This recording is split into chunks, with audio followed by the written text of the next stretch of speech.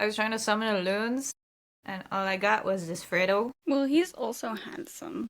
He is. Unfortunately, he doesn't know how to pick movies, so I guess, loons, you will have to come back later. You ready to start the podcast, Mr. Fredo? He's like, actually, no, I think now would be the perfect time for us to just snuggle and you to give me all the pets. Well, I guess that means we're taking a break. Come back next time, folks. Yeah, this is the episode, actually. The end. We're gonna stay here for 45 minutes and we're just gonna pet Fredo. I would love that. I just wish I was there in person petting Fredo too. I have cat hair all over my nose and it is sensory hell. The struggle is real. Hey! Biting you? He just did a jump. What are you jumping for? It's like, Oh, Tony, sponsor us, please. please. Please. And failing that, Red Bull. I'll even do it dangling upside down out of an airplane if you want. Like, I'm down to film podcasts in some bizarre extreme situation. So where do we start? Well, hello and welcome probably is, Hello. I believe, is where most people start before fully going Is into, that you know, how that works? handsome Henry eats ass. Oh, Luna, no, what are you doing? No, she's on the cat tree. She's... Disappeared from the desk and then the tail reappears in the background. Luna. Is she talking back? She cried because she can't reach the windowsill. It's hard being a fat babby. It is. Luna. She could totally make that jump though. Hang on, there's a fly. Go fuck yourself, I guess. Yeah, okay. Go catch it. The squeak! We've done hello and welcome. Hello and welcome. Stuck in a time loop. We are stuck in a time loop. This is We're actually here. Groundhog Day. God, tell me that's not on the list. Like, of all the movies I have no inclination to watch. Really? It's so fun though. I mean, I haven't watched it in a long time. I watch it every day. No, I'm kidding. I don't know whether it's on the list. We can put it on the list at some point. Sure. Alright. Okay. So I'll suffer through it. I don't remember. Does Bill Murray? I think he starts off as a bit of a dick, but then he redeems himself. He unSteve Zissous himself. I'll believe it when I see it. I'm on to you, Tom Hanks. Tom Hanks just catching strays. Anyway, Today we watched such a good movie. such a good movie. And I say today because we literally watched We it today. literally just watched it and now we're here. We So are it's good at fresh- time management. Fresh in our memory. Fresh in our minds. We watched Promising Young Woman from 2020. Okay. Directed by Emerald Fennell. I'm assuming it's Fennell and not Fennel. I don't know. I always read it as Fennel and I'm like, what a name. I obviously, because Wuthering Heights has been out as well and I keep seeing it. I'm like, her name's Fennel. Oh, okay. I didn't realize that she had also directed Wuthering Heights. We are both wrong. It is not Fennel or Fennell. It is Fennel. Oh, why? I don't know. Now I'm second guessing myself. Maybe I'm wrong and it is actually Nell. Well, it's either Fennel or Fennel. Ignore me. I'm full of shit. Give a sec. Oh, it goes before. I call myself an English teacher. You were right. It's Fennel.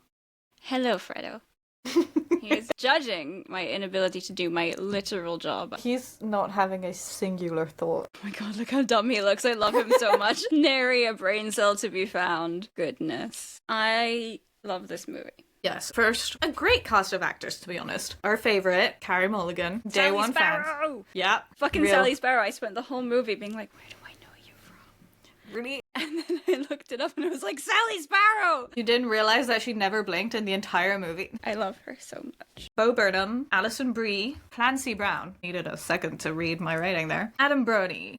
Say Adam Brony. It sounded like Adam Brody. No That's evidence a has much been better given. name. Adam Brody, Jennifer Coolidge, and Laverne Cox, and also Schmidt from New Girl. Yeah, he was there too. Do you want to give us a brief synopsis of this movie without spoiling too much? Although, I guess if you're listening to this, you have to expect to be spoiled. Spoilered? Spoilered. Spoiled. Splurred. Summary. Amazing girl with great ambitions and great hobbies. Gives men what they deserve, or arguably less. And Yeah. in the end, I like to think that most people have learned their lesson. We hope. My first note is Charlie XCX with a little heart next to it. My first note is the movie opens in my idea of hell, which is a nightclub, but more Full of specifically, being crotch level to a bunch of dudes in khaki pants in a nightclub. Certainly a shot. It In was just Dante's focused on music. Inferno, that is where they find me. Oh no. We then zero in on a bunch of bros being Terrible men. bro-y, and they spot a woman on her own, and she seems very intoxicated. She cannot stand up straight or even sit up straight. She's also alone, and what do men do? They joke about how hot she is and how they want to get a piece of that, and then one of the guys, Mr. Jerry, he's The like, knight no, in shining armor. the nice guy. He's like, no, guys, Bit of come on. humanity. That's so not cool. Like, she needs help. I'm gonna go talk to her and ask whether she's okay. And the friends are like, sure you are. And sure he is. So he goes over again to make sure she's okay. They get to talking. She's completely out of it for what he knows. I also pointed out that the business attire to go clubbing is a choice. It's not one I would make. Yeah, but like some clubs have dress codes, which is not a place I would ever want to be found. Yeah. I know it exists. I thought it was like a work party though. I figured that it was something like they came straight from work, because like I get like some kind of dress code, but also the pencil skirt and blazer for a nightclub is a bit of a choice. Anyway, Jerry offers to take her home because she can't find her phone, so then she can't call an Uber. They get in the ride share. He's like, hey, I live just a few blocks from here actually. Do you want to come to my house for a drink? And she's like, not really accepting, because again, she's drunk out of her mind. Very out of it. Wink, wink. And he's like, yeah, no, just come in for like a drink. Like this woman is Like she needs more inebriated. drink. Yeah, right. Like she's. Do you want to come and have a beer? Like, Does she look like she wants to come and have a beer, bro? Because he is a man. He takes her home. And the taxi driver also does nothing to stop right. him. Because the taxi driver is too busy hoping she doesn't puke in his car. Because, you know, human life isn't as important That's as the priority here. your car. I also wrote that this is why not all men doesn't mean shit to women. No. Plot twist. Mr. Jerry turns out to be a fucking creep. He takes her home, makes her drink, and then takes advantage of her and just like starts kissing her even though she's barely awake and barely standing upright. When he pulls away from her, he's like, wow.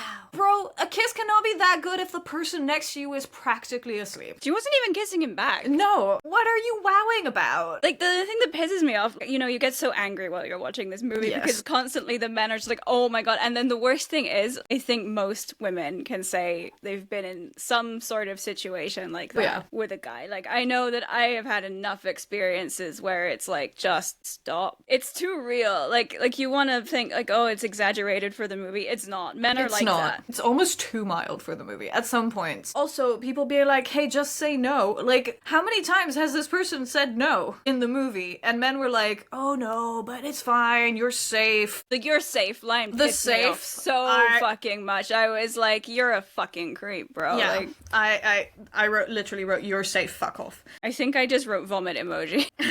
She's like, oh, I want to lay down, so he obviously takes the bait, he takes her to the bedroom, starts doing exactly what you'd expect, and she keeps telling him to stop, but he doesn't stop. And there's a shot, amazing shot from above, and she just kind of leans back, and that's when you see her, like, eyes open. And then I think at one point she winks at the camera. Yeah. I wasn't sure whether she blinked, but it looked like it was just one eye, so I was like, because it didn't look like a wink, but it also seemed like It sounds familiar. I'll have to go back and watch it again. He's taking her panties off and she's just like lying in bed telling him to stop, and then she looks up at the camera, breaks the fourth wall, and she's like, hey, and then kind of sits up, and he's What just are like, you doing? what the fuck? I know, and then all these men, when they get, like, when they realize she's not drunk, are somehow appalled. Yes. And they're like, oh my god, you're taking advantage of me, or like, what are you playing at? And it's like, No.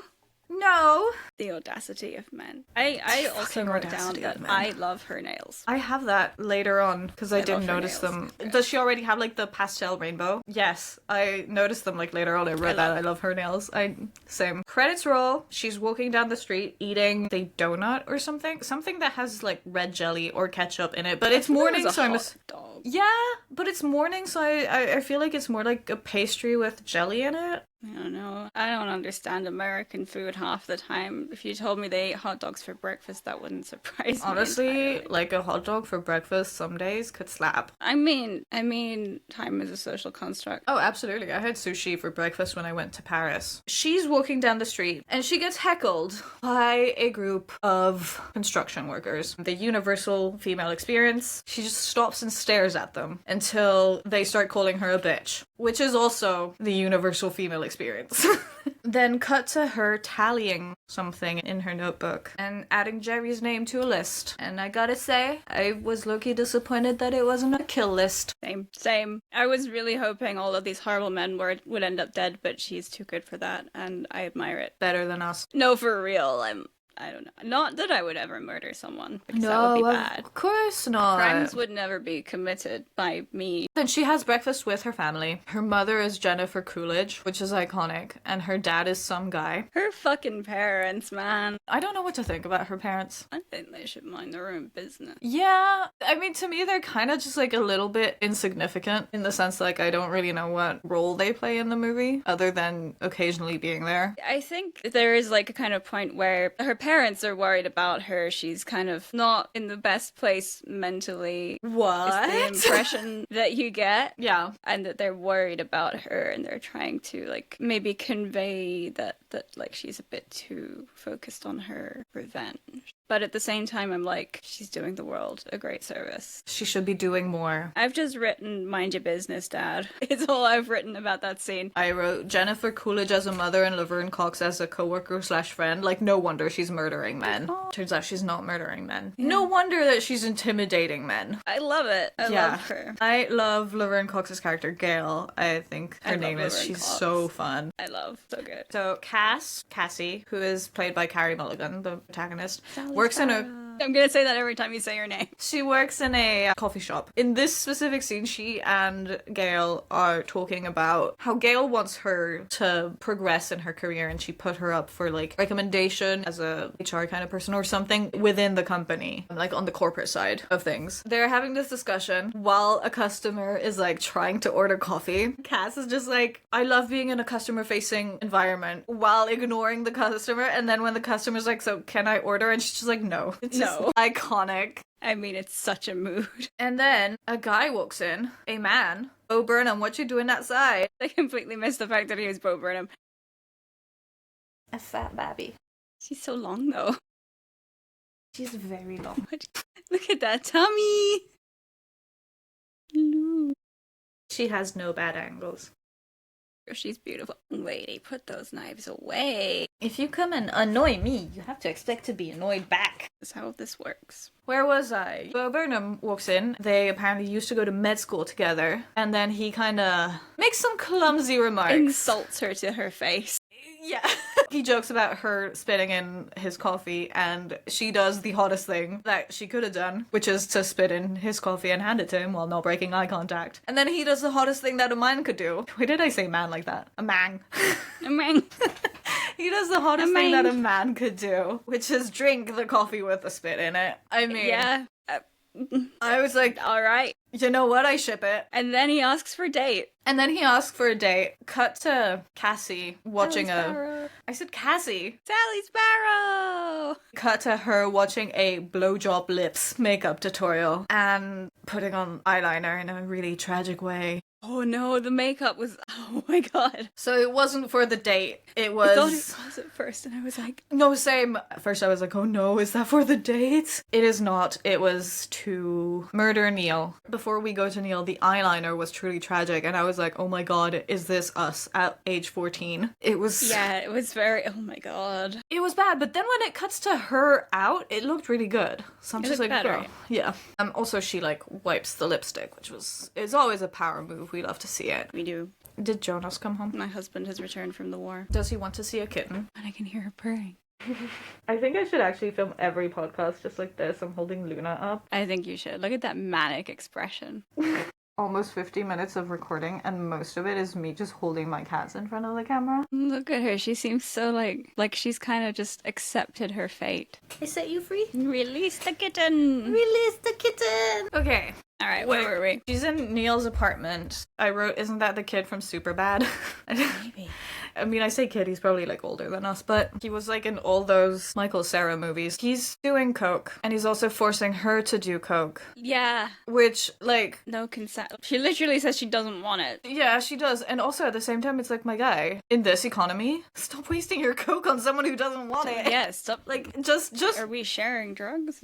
Dude, she's already acting like she's wasted. Then he does another canon experience in every woman's life where he's like, why do you girls wear all that makeup? You guys are so much more beautiful without it. And it's like, we don't like that. And it's just like, shut the fuck up. Women don't wear makeup for men. Women wear makeup so that other women will compliment them in the bathrooms. I mean, and I know that they, like, it's written to be, like, yeah, triggering, but the whole time I'm just like, oh my... I have to remember that these are actors acting, because it's also like... makes me want to like throw things and like... Unfortunately, every single man who has said the exact same things to me has not been an actor acting, so... And I have not been given the opportunity to get revenge. Not legally. She asks him for a drink of water. He obliges, begrudgingly. She wipes the coke out of her mouth, pretends to be asleep, and he's like yelling at her to wake up. He's like... oh, for fuck's sake. Like, he's like genuinely annoyed that she's fallen asleep. Yeah. And then I like how he starts off at first just being like, hey, hey, hey!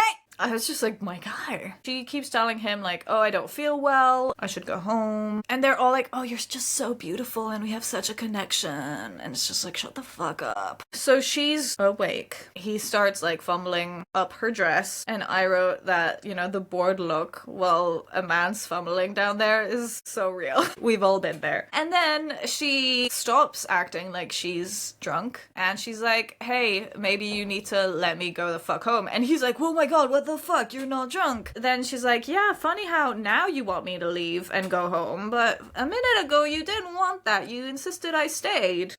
He says, are you some kind of psycho or something? And it's like... he says, are you trying to say that I'm a predator? And it's like, yes, actually, that's kind of the point here. Well, you're saying it yourself, and you're proving it. And then I also wrote, funny how none of the guys want to fuck her when she's at her hottest. She even asks him if he still wants to fuck her, and he says, no, thank you, ma'am. And then she just leaves, and my heart breaks because I really thought she was out here murdering the men. She's just... yeah, I was disappointed that they weren't all getting murdered. She's just scaring them, which is not bad, I guess, but... yeah, she's a better person than I am. Yeah. And then she gets a birthday gift for breakfast, and it's a suitcase. From her loving parents. From her loving parents. And also we get the mention of Nina twice. And the fact that she forgot her 30th birthday, which is such a mood. Yes. Her parents are like, don't you want to have a party or something? And I can remember my 30th, and I did not want to have a party. So I wasn't judging her for forgetting her 30th, but the suitcase as a present is like, it was a nice suitcase, though. It was, but it came as a kind of loaded comment. And she's telling that to Laverne Cox. Laverne Cox, who we forgot to mention, she has a septum ring, and she looks so hot with it. Like, girl. I also have Laverne Cox with a heart next to it in my notes, because I love Laverne Cox. Her look in this movie... peak. Stunning. We love her. And then Bo Burnham walks in again. And he orders... oh my god, Brian. Because I thought he was called Brian until the subtitles told me he was called Ryan. I did have a couple moments as well where I was like, is his name Brian or Ryan? He orders another coffee, and I love that he's like, hold this bit. He just goes, she spat in my coffee last time. Like, to her boss, who's like, okay. I low-key expected her to be like, good.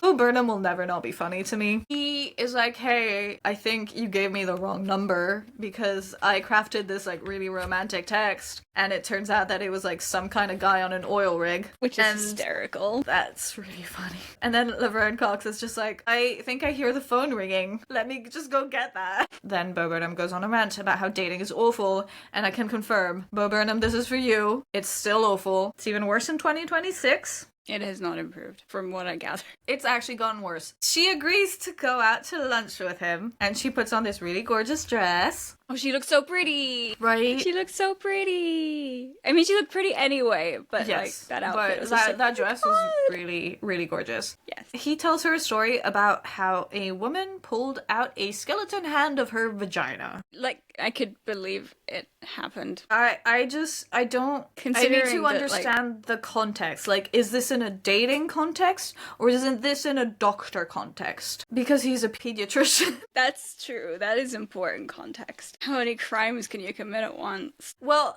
from the story, it sounded like this was entirely the woman's doing. Yes. I'm just us. It did sound like an adult woman. Yes. Yes. They go to see, I believe, a movie. They're walking home, and he's like, "Oh, what a coincidence! This is my apartment building." I wanted to strangle him. It's like, well, no, it's not a coincidence. You did kind of lead her there. At least when she's like clearly uncomfortable and doesn't want to come up, he doesn't push the issue and he apologizes. So that's like, at least that. The bare minimum. You can see her get like so defeated, and I felt so sad for her. Yeah. She walks off. She's upset. She kicks the bin, which is a mood. And then next shot, she's in the waiting room of his office. Yeah. Their interaction is so cute. They have such good banter. I love it when he's like, "Oh, you have herpes too?" Yes, they are good together. It's a shame that he's Yeah. a man. Yes. One of my notes is, am I in love with Bo Burnham? The answer is yes, but this is unrelated to this Not movie. this incarnation. This man is just funny. He is funny. That's true. They start kind of dating, I guess, hanging out at least. Gail keeps asking him whether he's murdering children and then telling him to stop murdering children. I think she said kill children. It Yeah, is kill very children. funny how she's like, have you killed any children? How many children have you killed? Stop killing children. This is us. This is us. This is like literally me every time you date someone. Unfortunately, I have yet to date a doctor. I will still threaten him. As you should. Yes, you are here. I know. We all know. Fredo is here. Still hasn't found any brain cells, huh?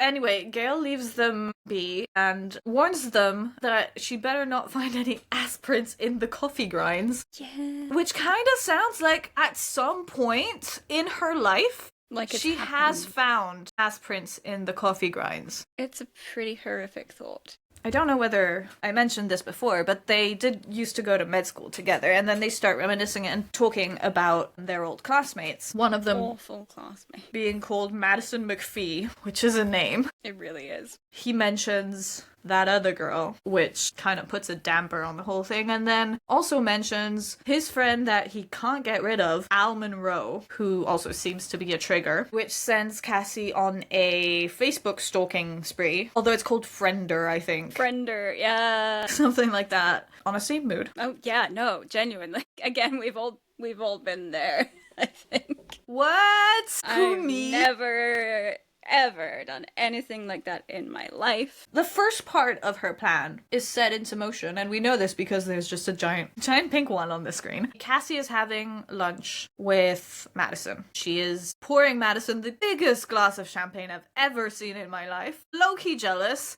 While serving herself ginger ale, Madison walks up. She's just like, "Oh my god, how have you been?" Awful person, which is unfortunate because I do love Alison Brie. At least 2 bottles of wine later, because she's just finishing off like a bottle of red wine and asking for another. So much wine. I think it's mostly Madison doing the drinking. But to be honest, if I was having lunch with Madison McPhee, I would probably also need to drink 3 bottles of wine. Madison starts dishing out secrets and thoughts. One that particularly stuck with me was feminists are more likely to do anal. I also wrote that down, followed by a lot of question marks and exclamation marks. Handsome Henry, Handsome Henry?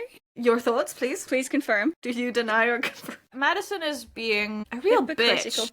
bitch, yeah. Yeah, basically victim blaming. We're led to believe that something happened to, we're assuming Nina at this point. Basically, they believe that Nina was the girl who cried wolf because she had sex with a guy and then later regretted it. Oh yes, that's how people selectively remember when women get raped. Cassie's been like grilling Madison. Yeah, about she's like, "You Nina remember, right?" That night, and is now suspiciously not drunk. And then I think she says like, "You haven't changed a bit" or something. Yeah, she was like, "Oh, well, you know, if somebody came to you and was like, hey, something happened to me last night, how would you handle that?" Then Madison kind of goes into this whole tirade of, well, you know, she was like that. She was drinking all the time and getting blackout drunk and behaving like that. And it's like, weren't you just joking about behaving like that 2 minutes ago? She also basically just straight up said, well, you know, she was crying wolf. She just didn't want people thinking that she was easy, or whatever, we can infer that Nina was raped by Al, and nobody believed it.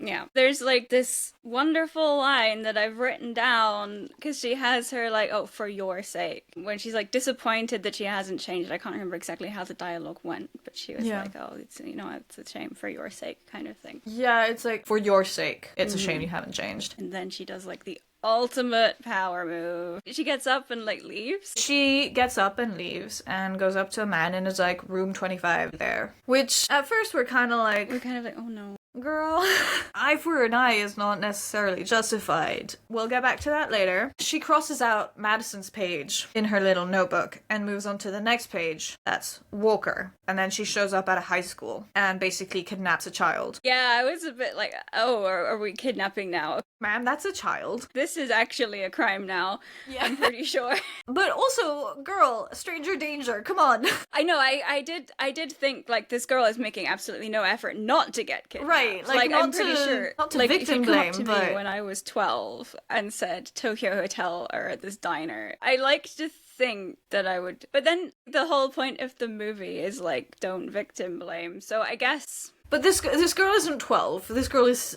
like True. 16. So it's also like, This is the thing. Like, I don't want to fall into the trap of doing what the movie is like blatantly going against. But at the same time, it's like. Well, but then that's the thing of like, if it had been a man, she would have been like, no, fuck off. But it's a woman who's 15 years older than her, so it's a person of trust. She does set it up very well. She gets in the car and she says, "This is fate." To which I've just written what in the Wattpad. She's having her your name moment. She's having her your name moment. She's getting taken living her best YN life. She's getting sold to One Direction. But that was what I thought of. And my next note in all caps is Abby. Mine is Dean Walker is Buck's ex. I forgot Abby's name. Dean Walker also has selective memory when it comes to remembering Nina at school. She's like, well, we looked into the accusations. Should I have just ruined a young man's life? And it's like, yes, actually, you should have. Yes. I mean, like, she says this after Cassie gives, like, some quite detailed descriptions of what happened to Nina. Like, we finally find out, and it's horrific. It is horrific. Cassie's telling her about that. Dean Walker's like, oh, was this reported? And Cassie's like, yes, absolutely. And she's like, oh, well, who looked into the case? Or like, who was it reported to? And she was like, you. Cassie is like, well, if young men are so reliable and so good and don't deserve to get their lives ruined, I guess it's a good thing that I actually took your daughter and dropped her off in that very same dorm room where the horrible thing happened to Nina. Yeah, like I've written, oh my god, Cassie, oh no. Yeah. Because I was like, oh, that is too far. Oh no, that's a child. Oh my god. I did write down, like, she's so valid, but also I hope she isn't actually putting other women in danger. Yes. I did find it funny, though, how Dean Walker is just, like, losing her mind, and she's just like, where is she? Like, tell me where she is. Meanwhile, the secretary outside is just like, this is fine. This is fine. I like, hate everyone her in the anyway. waiting room is like, okay. Yeah, the woman's just like, and the secretary's just like, Turns out Cassie is not that psychotic. Amber's at a diner waiting for her favorite band to show up. She still believes that that's actually happening. And then I wrote, fuck this man. She was standing up before. The BDSM pit flop gets me every time. Luna, no. No. Luna, no. No. No, Tats. Luna, no. A criminal has been apprehended. Dangle that cat. Look at the cat. Thank you. Hi, Jonas. Here's a kitten. Where were we? She's at an intersection. She's in her car, and she's got her forehead against the steering wheel. And this man, out of nowhere, starts fucking yelling and honking at her. And then, for context, that intersection is fucking empty. She's not. She's also not in anyone's way. No, and she's also not in the middle of the intersection. She's in the middle of the road, yes. She's in a lane. Like she's in a lane. But I think it's just a two-lane street. But I would look at the car there and think, like, the fuck are you doing? And then I would drive around it. Like, okay, well, maybe Girly Pop's going through something. I mean, if anything, I think I'd call the emergency services and be like, hey, I don't know if this person's having, like, a health crisis. Yeah, at the very least, I would ask whether they were okay. Yeah, but this man is full on screaming at her, calling her a bitch, saying she's in the middle of the intersection, blocking everyone's way. There's no one around. Nobody. And he just kind of stays there, keeps yelling at her. She gets out of her car, grabs something from the back seat. We see it's a tire iron. He doesn't see that yet. But then she starts walking towards his truck, very menacingly, starts swinging the tire iron at it. This man does absolutely nothing. So many options are open to him to what he could be doing. He could drive off. He could drive backwards. He could get out of his car and fight her. He doesn't do anything. He just like keeps yelling until she busts his windshield. Yeah, he just yells at her and she's just like having the time of her life, smashing his car up, which is such a mood. The number of times I've wished I could do that. Honestly, same. But it's just like the fact that he's...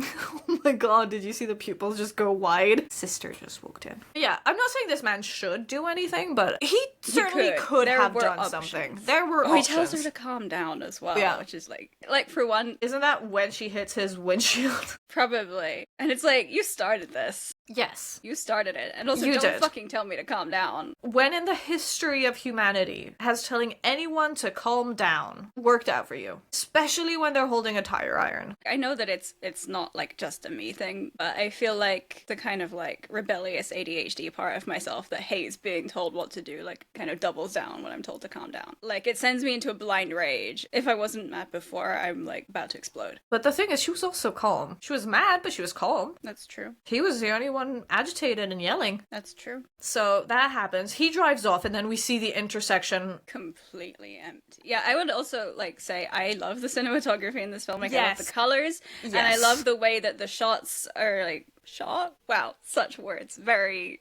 cinema. Oh my god. We are professionals. No, but I love it. It's visually so good. I forgot to mention this, but it's also produced by Margot Robbie. Well, it's produced by a lot of people, but Margot Robbie's name was also there. So it's officially a Barbie movie. I love Margot Robbie. She drives home and Ryan is there, which is a bit intrusive. They were supposed to go on a date and he stopped by her workplace and she wasn't there, but then he shows up at her house. It's like, I'm a little torn because on one hand, yes, not telling him that she forgot or that she's running late. It is shitty, but also don't show up at people's houses. It depends so much. Like, I can see an argument for, like, I was worried. I feel like if you've already been to her workplace and spoken to her employer, you say, like, I don't know where she is, maybe could you just check if she's okay? Yeah, because also at this point, like, yes, they knew of each other at university, but at this point they've been on 2 dates, maybe. I almost think that this might have been their second date, so... Yeah. It's a little bit... A bit much. I mean, at least he's outside her house and not inside her house. That would already be something else, but... That would be... Yes.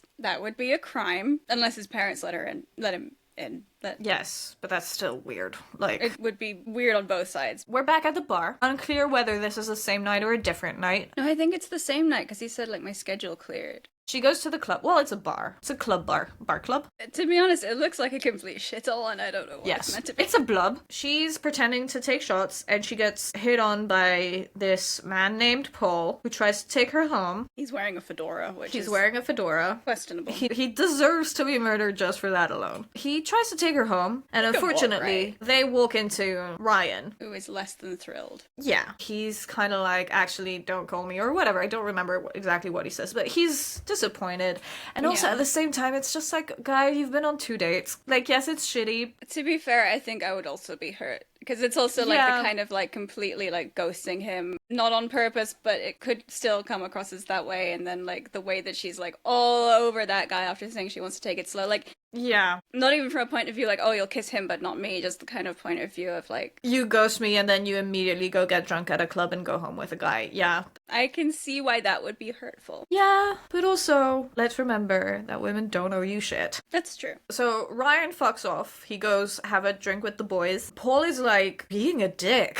It's like, you're that psycho. Jerry went out with, or whatever his name was. Yeah, Jerry. And she's like, yeah, there's actually more of me. One of us has scissors. Want to try the fuck out? And Paul also does the man thing that every man does when a woman rejects him. You're not even that hot. Sir, you're wearing a fedora. You're bald and wearing a fedora. Her comeback is, you're not exactly dropping panties yourself. Yeah. Which... Honestly. Beautiful. he runs off crying back to his parents' house because he did mention at the beginning, like, oh, we just have to be quiet so that my parents don't hear us. Mm-hmm. And as he goes, he's like, why do you guys have to ruin everything? And it's like, we're not the ones ruining things, Paul. Mm-hmm. This entire movie, like, kept reminding me of when women are like, I wish that men just didn't exist. And then men are just like, oh, well, then who would protect you? And it's like, protect us from what? The bears? We're not going in the woods? We're knocking on Mr. Green's door. And Mr. Green is the guy that was put in charge of defending all these scumbag Al. boys. Yes, but more Including specifically Al. Al back in the day. And he actually bullied Nina in order to get her to settle out of court so that this would not go to trial and would not be on Al's record. And this man, see, this is the kind of man that would be turned on by her whole domina persona. You think?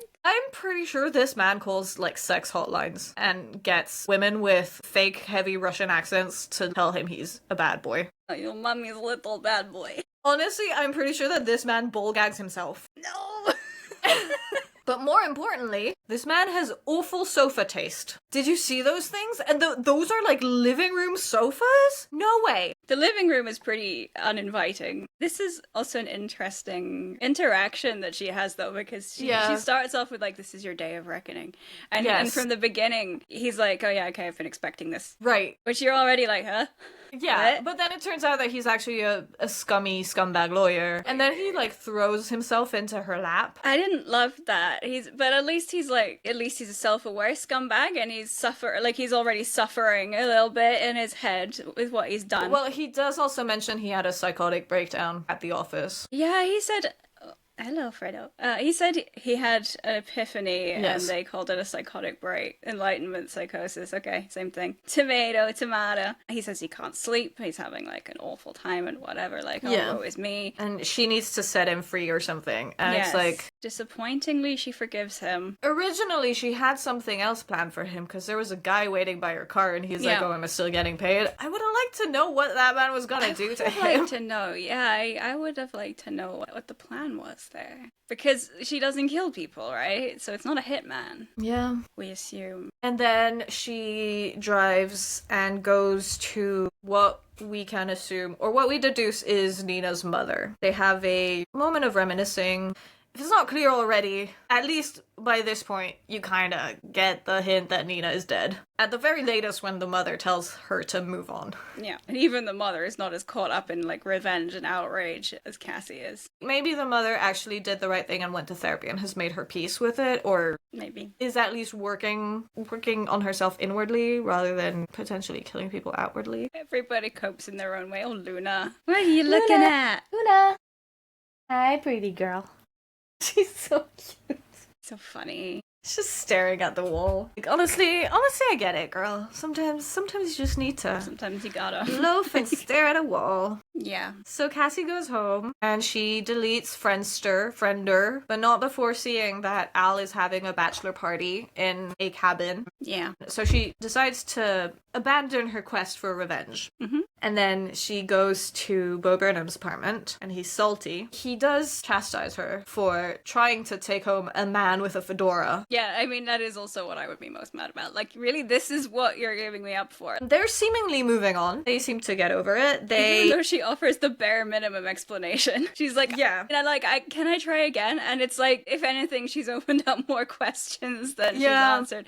But he seems to be okay with it, so. Well, okay, no, actually, at first he doesn't really respond positively, but she's just, like, moving on with her life. She's working at the coffee shop. And then he shows up. Mm-hmm. He calls her an asshole and then asks her out to dinner or something. I don't remember the exact phrasing, but it was like, you asshole, will you go to dinner with me? And I wrote, unfortunately, this would 100% work on me. It would work on me too. Only coming from Bo Burnham. There's a very cute montage of them dating. So then they have dinner with the parents, which is both entirely hilarious and cringe. All I could look at was the dog painting. There was the a painting German Shepherd? I don't remember now, but there was a painting behind on the wall that was just like a kind of dog. Her parents pissed me off so much. Yes, but also I found Bo Burnham so funny in this scene that I was just like, I don't know whether to laugh or to cringe. Yes. I both love and hate this scene. Awful. Terrible people. And then they confess their love to each other. And his reaction is, I'm gonna buy you a bicycle. Which, like, no man has ever bought me a bicycle for me being in love with them. I feel like I'm deserving of reparations. Yeah, I could do with another bicycle. Also, Madison shows up again. Yeah, I've written lol Madison in all caps. I wrote, what do you want, Madison? Frantic. Yes. Completely frantic. And then I've written another dog painting. I have a lot of questions as to how this house is set up, because who has this room in their house? It's just like this sitting room, this very Baroque sitting room, and it's all Beautiful. pink, and I want it. I love it. I need it to be mine. Gorgeous. Like, whoever did the set design for that, stunning. I don't understand. I told you this was a Barbie movie. I couldn't figure out whose house it was.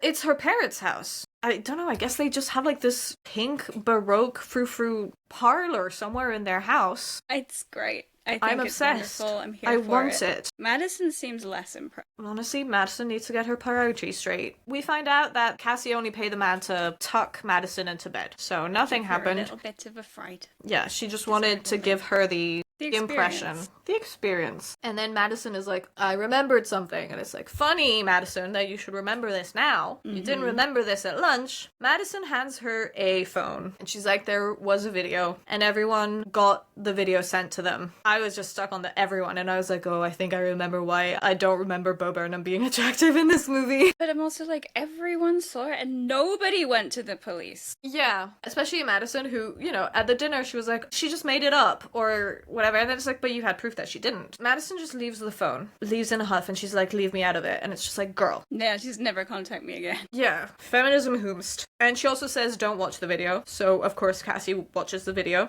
And what do we find out? That Ryan was there. He was just there and laughing. Yeah. Starting from now, he is ugly in this movie, in my opinion. And he's also named Ryan now. He's no longer Bo Burnham. He does not deserve that title anymore. Cassie does what any rational human being would do, and she shows up at his work. She threatens to expose him if he doesn't tell her where Al's bachelor party is taking place. I love blackmail. Yes. He's very mad at her, and he's just like, oh, well, you know, you're not so perfect either. You're trying to make me out to be a bad person. And it's like, no, Ryan, you are a bad person, actually. Yeah, take some fucking responsibility. Yeah, for real. He also says, I didn't do anything. And it's like, yeah, that's the point. The point. Not doing anything is just as bad. Especially because also when he showed up and talked to her, like, about, you know, college and stuff, he was like, wasn't there also, like, that other girl? Anyway, she goes to the bachelor party as Rainbow Nurse. She's giving Purge more than stripper. I think, and I say this in a completely feminist way, that she looks hot as fuck. Yes. I would also like to comment on the, like, why in this day and age do we still consider strippers to be an acceptable part of bachelor parties? Yeah. It would piss me off. Yeah. Also, there's like this creepy toxic violin cover in the background, which is cool. I love, yes. While she's doing the slow motion walk up to the cabin. The music in this movie is also impeccable. Yes. Fantastic soundtrack. I actually regularly listen to some of those soundtrack. My next note is that Schmidt? Because the door opens and it's Schmidt. I thought it, but I feel like it was really brief, or like I looked at something else. And then later I was like, Schmidt! The problem is, Schmidt looks like every other white boy in Hollywood. There's also a guy in American Horror Story that I know isn't Schmidt, but also they look so similar that every single time I'm like, I can't prove it, but you are the same person. Which is also like why at first I was like, is that Schmidt? But then I remembered that it is in fact Schmidt. And then you see Schmidt acting like Schmidt. And so she starts setting up the stripper thingies and she pours alcohol, wink wink, in all the bachelor boys' mouths. Groomsmen. Fine with that. They're super into it. Because men don't feel threatened by women at all. And she leads the groom up to the bedroom. She's about to handcuff Al to the bed.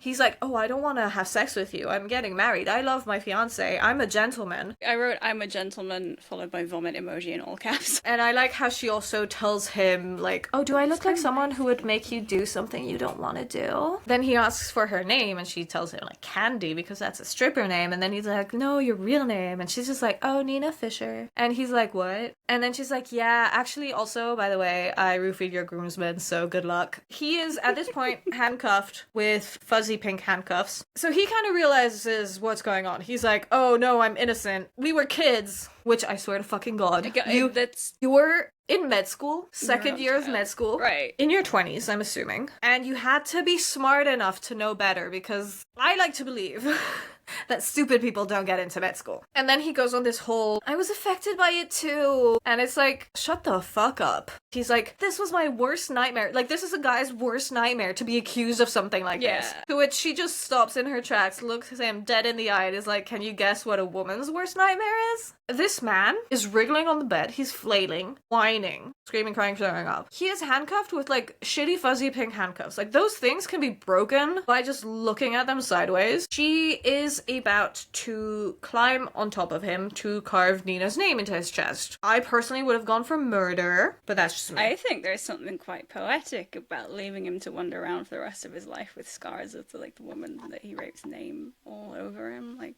you know, like, I wouldn't stop at, like, once across his chest. I would go for, like, the whole body. That's almost a fate better than death, like, from my point of view. It's like, do we just put him out of his misery by killing him, or do we leave him to, like, a sad existence? Sad, we castrate him, and then we shove his balls down his throat. Our next episode will be recorded from prison. We are normal, sane people. Fredo, can you not eat the plastic, please? Unlike Fredo. Well, he's also not a people. So, this whiny baby man, who's literally crying on the bed at this point, he's like, I didn't do anything, it's not my fault.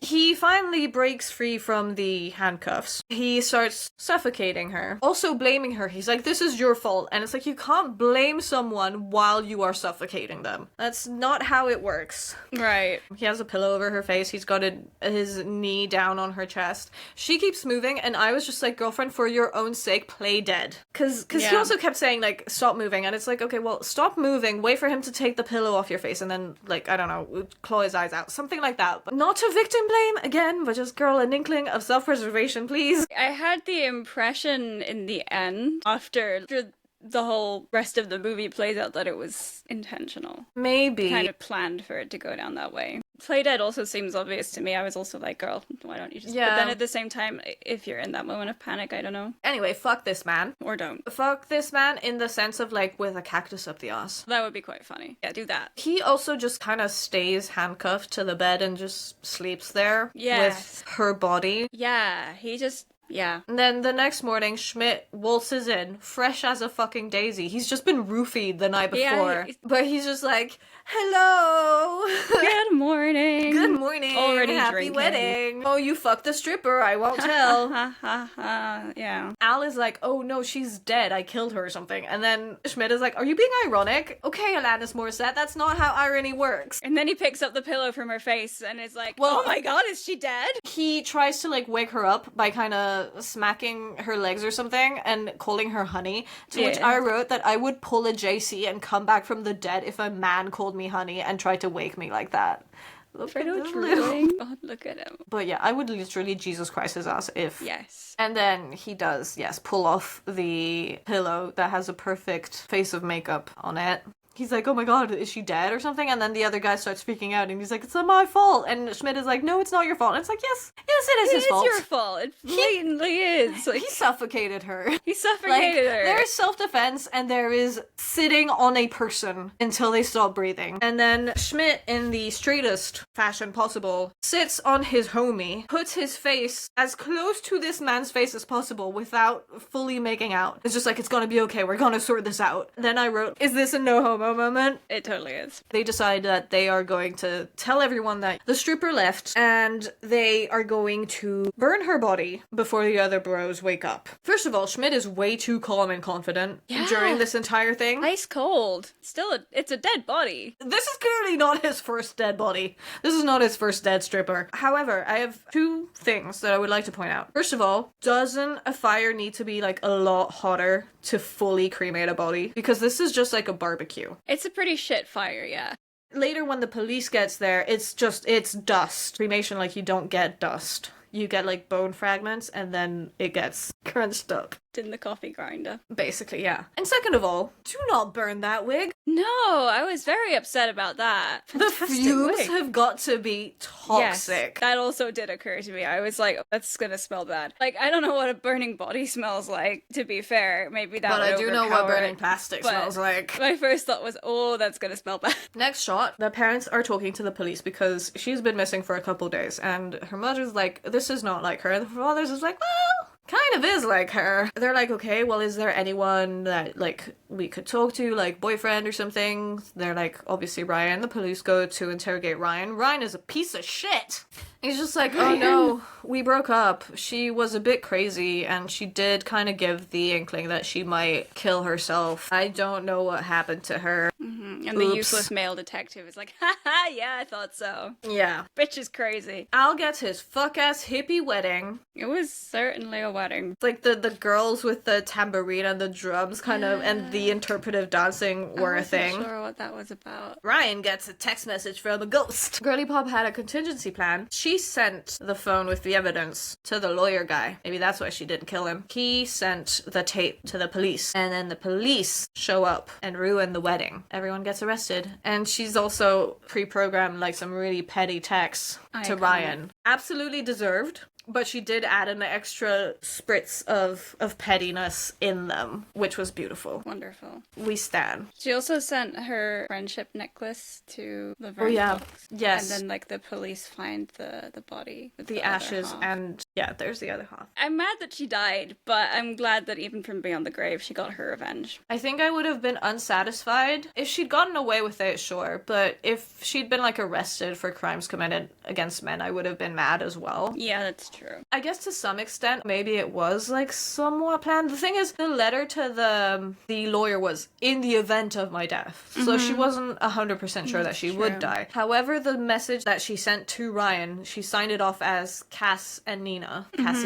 She clearly thought that, in all likelihood, she probably would not make it. Yeah, I also had that impression. Yeah. I mean, I don't know how long ago the thing that happened with Nina was in the movie. I don't know if the statute of limitations would have passed on that, and then that's true. She let him murder her so that he'd still go to prison and for longer. Maybe, actually, yeah. That was a movie. A whole movie. I love it. It was Such a good movie. Yes. There are so many things to love about it. The soundtrack, amazing. The cinematography, beautiful. Carey All of Mulligan. the actors, especially Sally Sparrow. I got some reviews. I'm gonna start with the bad ones, because there's not any bad ones that are like... Are they all men being like, not all men?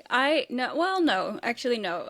And I have made an effort not to include any reviews by men, because I feel like this is not their place. No, it's not. There is one review on the Star. Bo Burnham is like, if slavery was a person, which I don't really understand. That was the one I could find that was like the closest to being funny. So it goes downhill from here. We've also got 1 star from Nikki, who just says, nope. Okay. And Lainey says, huh? With 4 question marks on both sides. Then there's like a couple that are also 1 star. One of them says, ah, yes, because women can always rely on the police and the justice system to help us when something like this happens. Stop pissing me off, good night. Which is a fair point. Well, technically, she took things to the extreme, and they only showed up once she was dead, which I think is an accurate representation of how the police system works. This other review is also 1 star, which I think is interesting. And she says, I'm having a hard time trying to figure out who exactly this film was made for, because it's certainly not meant for survivors. It had the opportunity to display predators and abusers facing real retribution in the form of violence, yet instead the predatory men just get a slight telling off. And the police solving everything is unrealistic and doesn't offer the satisfaction I think was intended. The only depiction of graphic violence is when a traumatized woman gets violently murdered, because that's what we all needed to see.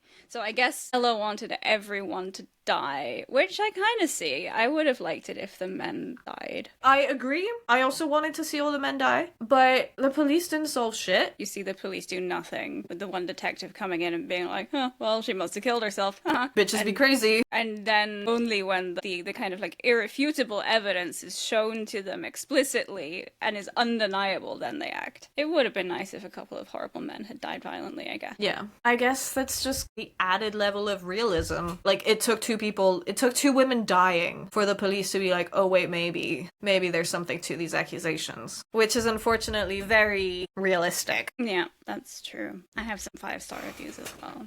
Okay. There were a lot of 5-star reviews singing the praises of this movie, also from men, but I still excluded them because they're men and their opinions don't matter to me. 5-star from Ash, who says, I think he did it, but I just can't prove it. We do love a Taylor Swift reference on this podcast. Yeah, kill all men. Yeah, agreed. And another one from M, 5 stars, me when men. Yes. And another one from Zoe Rose Bryant. The clock struck midnight right as Al was arrested, and if that isn't the best way to kick off 2021, I don't know what is. For real. Yeah. What's your popcorn-based rating? My popcorn rating is no popcorn for men. Agree. I feel like we need to workshop the rating scale a bit because I'm like, I was too enthralled by Sally Sparrow to eat popcorn while she was on screen. We were actually too busy not blinking to eat popcorn. Oh my goodness, Loons! Okay, Loons. She's so beautiful. The orange color in her fur. No, not that one. Real quality tail content happening here. Oh my god, you have some... Oh, thank you! Oh my god, I don't know whether she did it on purpose, but she just dropped it in my hand. When are we watching this, Loons? We are watching Ugly Stepsister. Thank you for joining us on this man-hating tirade. There will be more in the future. It's been fun. If there's one thing you need to know about us is that we love to hate men. We do. Snappy outro. Thank you for joining us. Save a woman, hate a man. Save a woman, kill a man. Don't do that. We do not condone murder on this podcast. Bye! Bye!